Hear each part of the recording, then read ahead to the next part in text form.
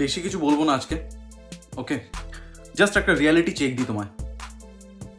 না তোমার ফ্যামিলি, না তোমার কোনো পার্টিকুলার বন্ধু, না তোমার লাক, না কোনো motivational content, no one will come to save you.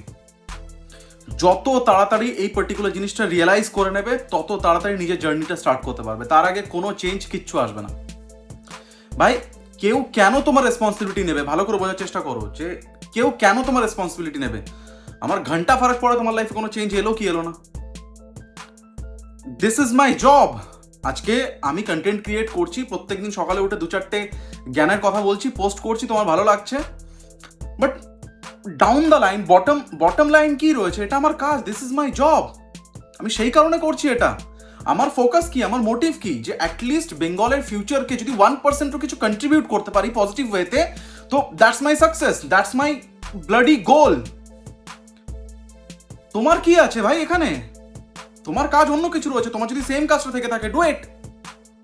আর তোমার যদি মনে হচ্ছে যে না, তোমার অন্য কোনো গোলস রয়েছে, কিছু অ্যাচিভ করার আছে, তো সেটা কবে স্টার্ট করবে?